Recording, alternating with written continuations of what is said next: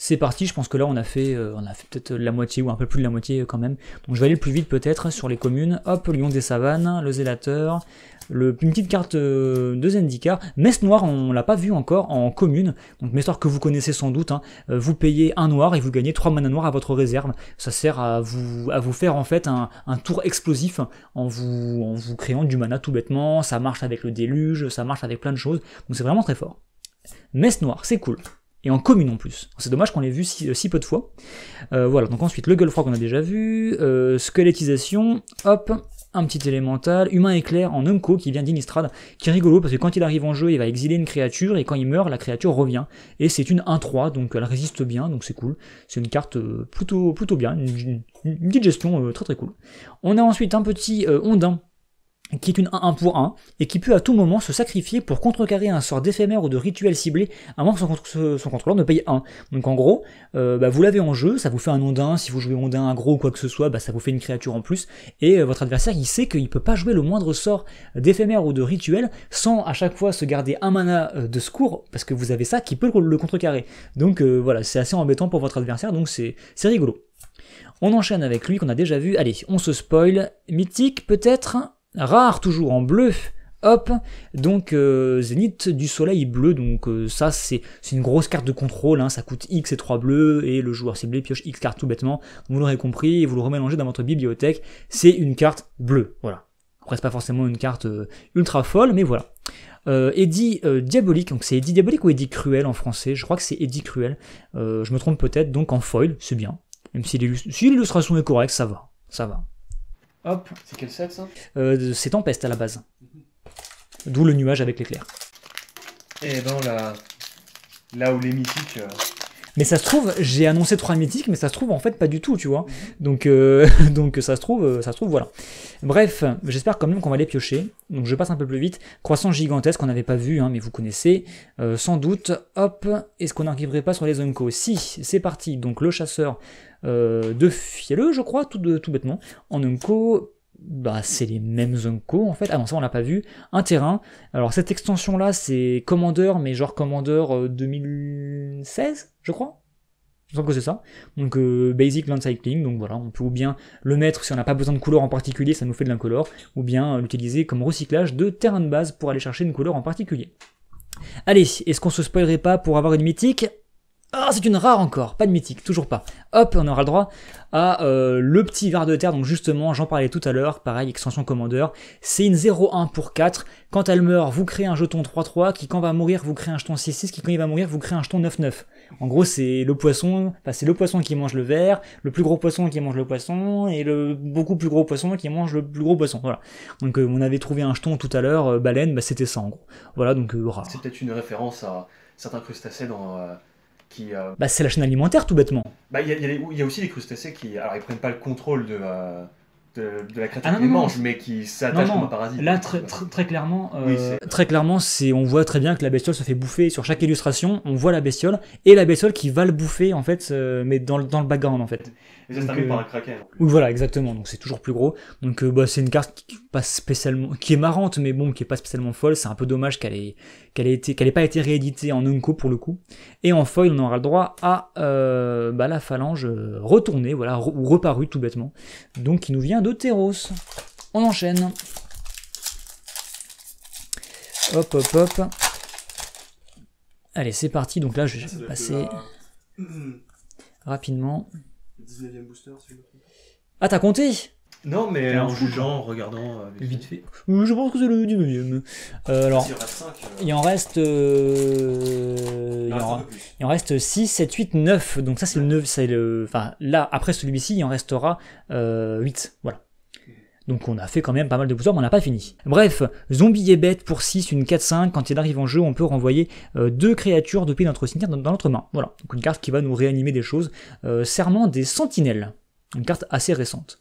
Un petit mire c'est une 1-1 pour 2, et quand il meurt, il va mettre 2 blessures à une cible créature au joueur. Donc ça fait des choses.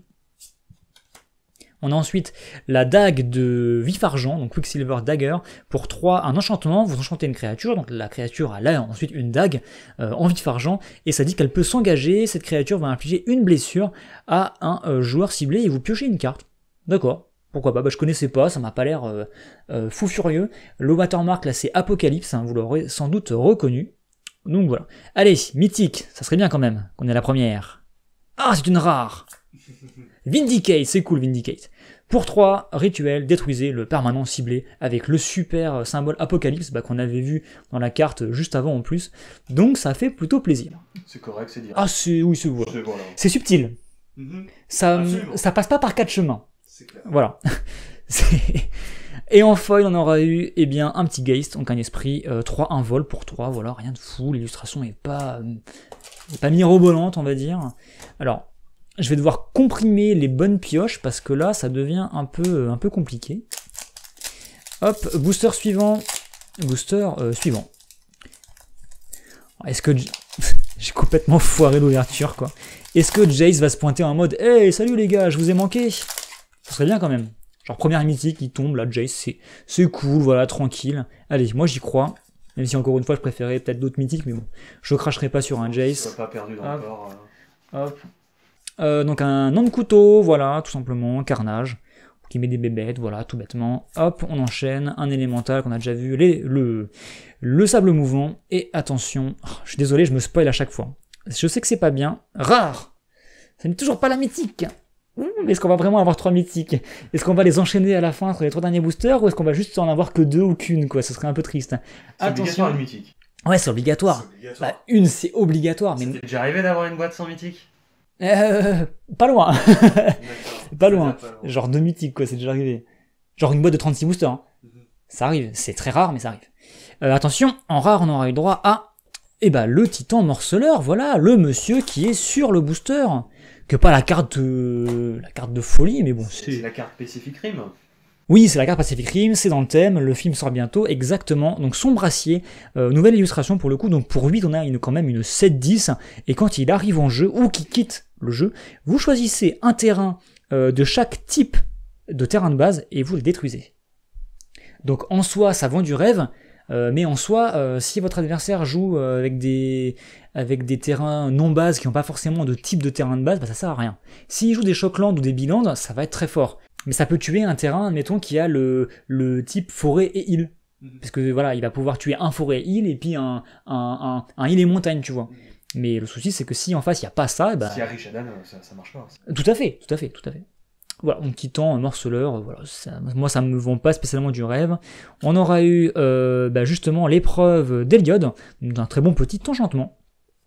Hop, et le fameux Kraken, le jeton Kraken 9-9 qui vient finir la chaîne alimentaire dont on a parlé tout à l'heure. Hop, je suis en train de renverser mes piles, c'est génial. Booster suivant, donc booster Azusa. Azusa, ça me fait marrer. Est-ce que c'est pas Azusa, peut-être?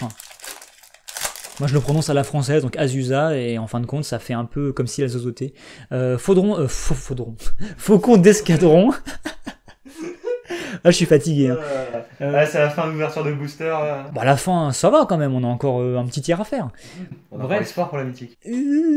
Donc Faucon d'escadron, c'est très marrant. Pour 2, on a une 1-1 vol-vol. C'est ça, hein, qui va chercher en fait tous les autres faucons d'escadron dans le deck et ça les met dans ta main. Donc c'est vraiment plutôt fun.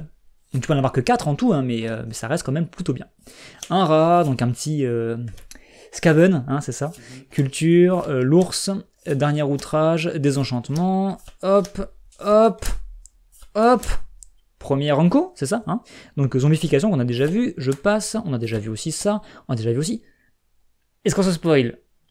En fait, j'ai l'impression que quand je me spoil, on tombe pas sur la mythique. Rare, tu vois? Je me suis spoilé, c'est pas une mythique. Le prochain, je me spoil pas et ce sera une mythique. Allez, Brillon, yes! Yes! Non, franchement, il est légendaire, il est rigolo. On peut construire un EDH avec, ça peut faire des choses, parce qu'en fait c'est une 4-4 lien de vie, il peut, en payant un rouge, en fait il est très fun, tu payes un rouge, tu l'engages, tu sacrifies une autre créature, et Brillon va infliger autant de blessures que la force de la créature que tu as sacrifiée. Donc en gros, il chope une créature, il la lance. C'est le jeu en catapulte. Voilà. Et comme il inflige des blessures, grâce au lien de vie, tu gagnes des points de vie en même temps. Donc fluffement parlant, tu balances un gobelin, quoi, t'infliges une blessure, mais techniquement, tu peux balancer un Eldrazi, quoi, y a aucun problème, tu vois, ça fonctionne. Donc voilà, ça peut être rigolo. Ou le titan, comme on a vu tout à l'heure. Ou le titan morceleur, tout à fait, t'imagines? Ouais. C'est une 7-10. Si c'était une 17, ce serait mieux. Mais... Bref, vous avez compris un peu le principe, mais quoique, balancer le titan morceleur, ça peut être très fort, justement. Bref, donc voilà, c'est un peu... Franchement, je pensais qu'il l'aurait réédité en Unco. L'avoir en rare, ça me fait un peu mal, mais bon, c'est comme ça fait partie du jeu. Hop, donc Lorwyn. Et bien, pacifisme foil qui nous vient de Mirage, donc très joli avec le petit palmier, donc bah c'est bien. Hop, on enchaîne. Hop, allez, c'est parti. Donc, donc une carte Amonkhet. Hop, on enchaîne. Pacifisme qu'on vient de voir, Murder encore une fois, donc j'avais dit que je me spoilais pas pour celle-là, pour avoir la mythique justement, on va voir si la théorie fonctionne, mais si ça marche, je vais vouloir faire ça pour tous les boosters restants, et on va piocher 9 mythiques en fait, tu vas voir. Donc, voilà un petit humain, alors Spell Shaper, je sais pas quel est l'équivalent français, je vous avouerai, Forge Mage, un truc comme ça, bref. 1-1, on peut se défausser d'une carte, et les créatures que vous contrôlez gagnent +1/+1 effectivement jusqu'à la fin du tour, ça m'a l'air plutôt fort. Très bien, pourquoi pas, je connaissais pas. Browbait, donc c'est rudoiement, en fait, on joue pour 3, et en fait, on peut dire à un joueur, on choisit un joueur, on lui dit, écoute, enfin non, c'est un joueur peut dire, voilà, je décide de prendre 5 blessures, voilà. Et s'il le fait pas, eh bien, tu pioches 3 cartes. Donc en gros, tu pioches 3 cartes pour 3 en rouge, c'est très très fort, mais un adversaire peut décider de prendre 5 blessures pour éviter que tu fasses ça. Donc c'est une carte chantage, quoi. C'est chantage, et il y a des decks qui sont basés sur des cartes chantage, essentiellement, et c'est très drôle en fait, de jouer full chantage. Que tu passes ton temps à dire, alors, tu fais ça ou tu... Enfin, en gros, tu fais la peste ou le choléra, quoi, c'est exactement ça. Et ça peut être très drôle. Donc c'est parti, on enchaîne avec un mouton. Voilà. Donc une 0,5 qui nous fait gagner des points de vie, tout bêtement. Avec la toison de Nyx. Et donc j'avais dit, on ne se spoil pas, donc mythique, forcément. Et bah voilà, tu vois, tout était écrit. Exactement. Donc première mythique, on tombe sur Animar, donc l'âme des éléments, donc une carte assez violente, donc clairement c'est pas une mythique dégueu, après c'est pas une mythique non plus mirobolante, sachant que après les decks Animar sont très forts. Moi perso j'ai un deck Animar que je pourrais vous présenter, je joue même Animar dans d'autres decks qui sont pas des decks Animar, donc c'est cool d'en piocher une deuxième, moi ça va me servir. Donc qu'est-ce que ça fait? C'est ultra dégueulasse, hein. Ça coûte 3, c'est une 1-1, qui a la protection contre le noir et contre le blanc, déjà ça c'est, voilà, c'est au calme, au KLM, et ça dit qu'à chaque fois que vous allez jouer un sort de créature, vous mettez un marqueur +1/+1 sur Animar. Et ça dit que pour chaque marqueur +1/+1 qu'il a sur lui, vos sorts de créatures coûtent 1 de moins à jouer. Je sais pas si tu vois un peu le délire. En gros, tu vas jouer des créatures qui, quand tu les joues, te permettent de renvoyer une créature dans ta main. Et du coup, tu vas pouvoir faire des boucles infinies, plus ou moins ou presque, il y a beaucoup de combos infinis qui existent autour de ça, donc Animar va devenir gigantesque, tes créatures vont être gratuites en gros, notamment des Eldrazi qui n'ont pas de symbole de mana coloré, tu vois, donc tu vas pouvoir les jouer gratuitement et faire des choses débiles, et ça peut être très fort. Donc Animar est une très bonne, petite, ou grosse en l'occurrence, carte. C'est gros, mais après, son coût, il est spécifique, mais il n'est pas si énorme que ça. Le coût est plutôt spécifique. Allez, c'est parti, donc en foil, allez, Animar foil, ouh, non, même pas. On peut espérer, hein, voilà. Techniquement, c'est possible. Alors justement, ce qui est bien, c'est que maintenant, vous le savez sans doute, mais les decks commandeurs qui sortent récents, ils vous mettent systématiquement les commandeurs en foil. Mais à l'époque, où Animar est sorti, où Proche est sorti, il n'y avait pas de foil en fait. Vous aviez la carte Oversize qui était foil, mais la carte de base en fait en format classique n'était pas foil. Donc le fait de les avoir dans des extensions comme celle-ci vous donne la possibilité de tomber sur des vrais foils, des vraies versions foil de ces commandeurs. Donc en soi, c'est intéressant. Après, est-ce que c'était une bonne idée de les rééditer là-dedans? Je ne sais pas. On continue avec des communes, voilà, que je vais passer tout bêtement. Yup. Voilà, donc première petite unco. Donc ça dit que le joueur ciblé va gagner 2 points de vie pour chaque créature sur le champ de bataille. Voilà, en éphémère. Donc si vous jouez un deck jetons, si en face il y a beaucoup de jetons, ça peut... Ou même en multijoueur, tout bêtement, où il y a beaucoup de créatures sur la table, ça peut vraiment être rigolo. Foudre, très bien, c'est la deuxième qu'on pioche. La petite carte qu'on a piochée tout à l'heure qui mettait des esprits.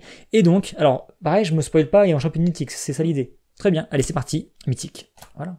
Oblitérateur, Phyrexian que je voulais piocher, que je voulais absolument, donc je suis, ma foi, très heureux. Donc ouais, bah, je vous annonce que là, il reste quoi? Il reste 4 boosters, bah, c'est 4 mythiques, hein, tout bêtement. Bref, alors l'oblitérateur Phyrexian. Tu les as enregistrés en disant ça. Ah mais absolument. D'ailleurs, va modifier les boosters là, qu'on puisse... Non mais dis pas ça tout. Ah, chut, pardon. Donc, je suis là pour ça. Hein. Oblitérateur Phyrexian, il coûte 4 mana noirs, donc clairement, le jouer dans un deck où il y a plusieurs couleurs, c'est un peu compliqué, mais c'est le but, hein, parce que c'est quand même une 5-5 piétinement, et à chaque fois qu'elle subit des blessures, la personne qui a infligé des blessures à l'oblitérateur Phyrexian sacrifie autant de permanents.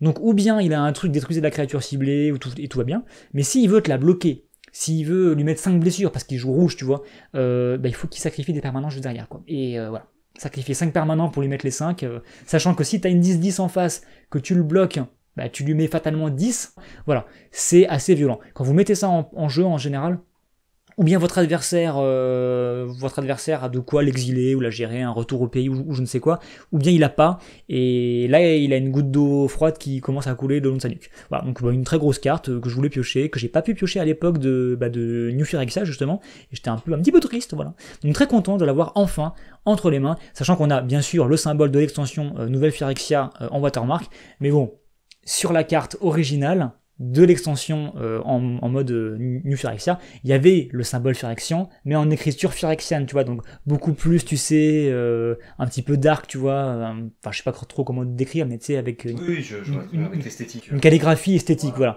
Donc voilà, c'était plus, c'est beaucoup plus classe, mais là bon, on a quand même le symbole Phyrexian, donc tout va bien. Donc c'est cool. Oblitérateur Phyrexian, et donc en foil, attention, et les déserts, enfin le sable mouvant en foil, donc c'est cool. Qui est une carte intéressante. Qui est une carte intéressante, absolument. Et un jeton ange qui est cool. Bah c'est bien. Allez, c'est parti. On enchaîne. On continue avec un cougar. Donc le guide spirituel Simiesque, qui est en fait une sorte de réédition altérée par la couleur spécifique à Chaos Planaire du guide spirituel elfique, qui est une carte qui nous permet, en fait on s'en fout que c'est une 2-2 pour 3, ce qui est intéressant c'est qu'on peut la retirer de la partie depuis notre main pour ajouter un mana rouge à notre réserve, et l'elfe en fait il fait pareil mais avec du vert, tout bêtement. Et donc ça permet de faire des tours explosifs, voire même de gagner en un tour. Enfin c'est une carte qui est très appréciée des jeux un peu vintage, quoi, voilà. Donc c'est cool. On sait bien qu'il est réduit. C'est cette carte, c'est ça? En fait, à la base, elle est sortie en verte, en mode elfe. C'était la même body, même coup, même effet, mais en vert. Tout le rouge est remplacé par du vert. Et Chaos Planaire est une extension un peu spéciale, où en fait, c'était un peu... Enfin, si tu veux, ils ont pris des cartes qui existaient, potentiellement des bonnes cartes, et ils les ont refaites à l'identique en changeant la couleur. Enfin, à l'identique ou presque. Typiquement, Acroma, l'ange de la colère, est une carte qui est dans le set, c'est une des mythiques sur laquelle j'aimerais pas tomber, voilà, qui est une carte blanche, sortie à l'époque de Carnage, hein, c'était la carte emblématique de Carnage, d'ailleurs qui parlera sans doute à Shadow, hein, parce que je pense qu'il l'avait à l'époque, et donc ils ont sorti en Chaos Planaire Acroma, l'ange de la fureur, qui est aussi dans le set en tant que mythique, qui est aussi une carte que j'aimerais pas tomber dessus, mais donc c'est la même, c'est Acroma mais en rouge. En fait, une sorte de dimension parallèle, quoi. Enfin, de réalité parallèle, voilà, c'est ça. Qui n'a pas les mêmes effets, mais voilà. Les choses sont subtilement différentes. Donc, Chaos Planaire était vraiment très fun. Mais Spirale Temporelle était vraiment très très fun niveau fluff. Aussi bien Spirale Temporelle, Chaos Planaire que Vision de l'avenir. Passé, présent, futur, c'était vraiment excellent à vivre, ce bloc, en fait. Très très riche. Donc, voilà. C'est fin de la parenthèse. On enchaîne avec Invigorate, avec le Genju, alors, of the Spears. Spires? Of the Spires. Oh, Spires. Les tours, c'est ça. Donc, pas guerrier, mais traître de Kamigawa. Voilà. Qui, en fait, un enchantement, mais qui va pouvoir devenir une 6-1. Donc, faire transformer, en fait, la montagne en 6-1, temporairement. Donc, c'est rigolo. Et donc, pareil, mythique, c'est parti? Ou ça marchera plus, cette fois-ci? On essaie quand même? Allez, c'est parti. Non, rare, tu vois. Ça marche pas à chaque fois. Bidon d'Utasa, artefact, enchantement légendaire, qui dit que tout simplement, quand une créature que vous contrôlez arrive à infliger des blessures de combat à un joueur, va vous piocher une carte. Donc moi je le joue dans un de mes EDH encore une fois, je vous laisse deviner lequel. Hein. Je vous le présenterai sans doute très prochainement vu qu'il est presque complet. Bref, et c'est un autre effet, pour 2 on engage les créatures que votre adversaire contrôle doivent attaquer ce tour-ci si possible, c'est très rigolo en multijoueur. Voilà, donc une petite rare qui est pas la folie mais qui fait des choses. Déni d'Arcane qui est très joli en foil. commune. Donc on contrecarre un sort ciblé pour 2 seulement, et son contrôleur peut piocher 2 cartes au début de son prochain entretien, et vous piochez vous-même une carte, voilà, au début de votre prochain tour, d'accord, donc de votre prochain entretien. Donc ça fait que l'adversaire va quand même piocher une carte de plus, mais vous avez un contre-sort pour seulement un bleu et un générique, donc pourquoi pas. Stang Twin, donc c'est un jeton qui vient avec la carte qui s'appelle Stang. Enfin, c'est genre une 3-4. Quand elle arrive en jeu, elle crée un jeton qui est une copie d'elle-même. Et si le jeton ou elle-même décède, et ben l'autre décède aussi. Donc voilà, donc c'est le jeton qui va avec la carte qu'on n'a pas pioché. Donc, des jumeaux liés. Tout simplement. Il nous reste 3 boosters. Donc on est censé normalement tomber sur une mythique dans ces 3 boosters pour avoir notre 3ème mythique, ce serait plutôt bien. J'ai envie de me spoiler quand même, hein, pour les 3 boosters qui restent. Je sais que c'est pas bien et tout, mais j'ai quand même envie de le faire. Donc voilà, la carte dont je parlais tout à l'heure, on avait la version rouge, voici la version bleue. Donc pour un bleu, vous détruisez un permanent rouge, ou bien vous contrecarrez un sort rouge, tout bêtement. Hop, des petits, un petit clair, hein, qui pond des anges, visiblement. Hop, un petit ondin qui peut faire en sorte de piocher une carte et se défausser d'une carte. Et on va se spoiler. Mythique. Oh, je sais ce que c'est. Je pense qu'on va pas la regarder, hein, qu'on va juste fermer les yeux, parce que c'est la tristesse. Voilà. Il fallait bien qu'on tombe sur une mythique pourrie. Hein.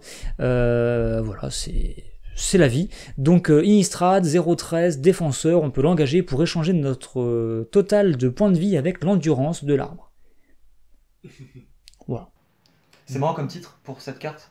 L'arbre de la rédemption, parce que c'est un peu l'inverse. Sachant qu'ils ont fait un truc similaire dans le nouveau bloc Innistrad, où il y avait un arbre un peu similaire, mais noir, qui faisait pareil, mais il échangeait avec les points de vie de l'adversaire. Enfin, c'est un truc similaire, quoi.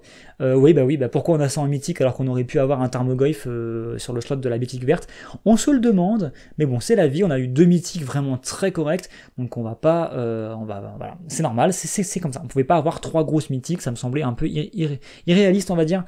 Donc l'arbre de la rédemption, on est content, et sur la foil on aura eu une petite illusion, voilà, et un elfe. Bon voilà, je suis un peu déçu pour la 3ème mythique, mais en même temps il fallait que ça arrive un jour ou l'autre. Il nous reste 2 boosters, donc change nuage, une carte très très très cool de Blink, voilà, donc Avacyn ressuscité.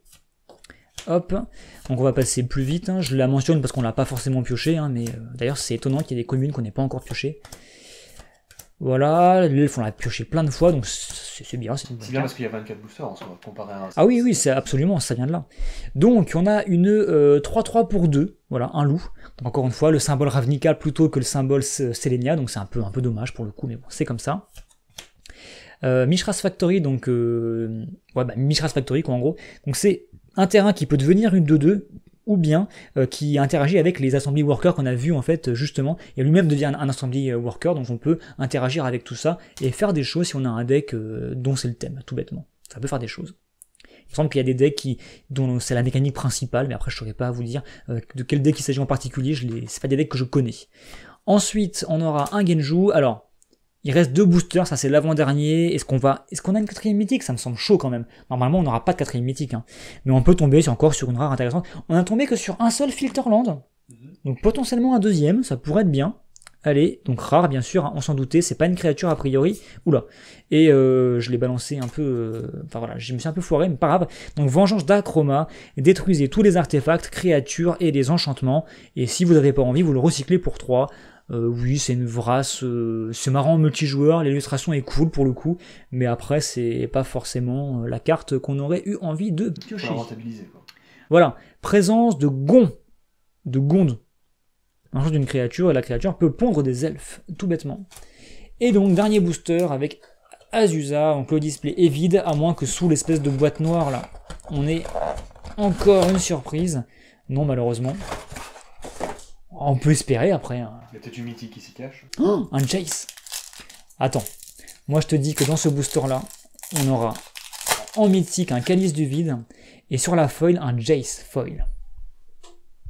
C'est beau de rêver. Hein. Bref, dernier booster. Hop. Je renverse encore les piles de cartes. C'est bientôt fini, je vous rassure.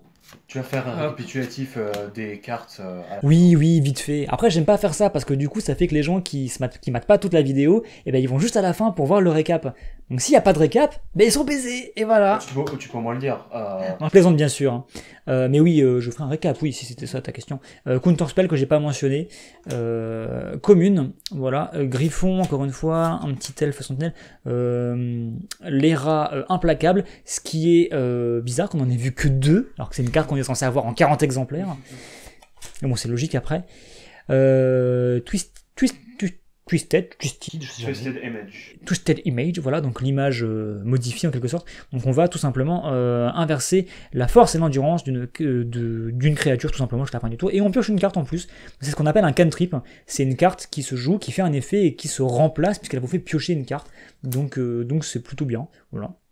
Et l'illustration est plutôt intelligente parce qu'on voit qu'il a un petit corps et des grandes ailes, et dans le reflet il a un gros corps et des petites ailes. Donc voilà, c'est l'idée. Deuxième, Unco, on a... Alors ça je serais incapable de vous dire quelle est l'extension, je crois que c'est Portal, mais je sais plus si c'est Portal 1 ou Portal 2. Je parle pas bien sûr du jeu Valve, on est d'accord.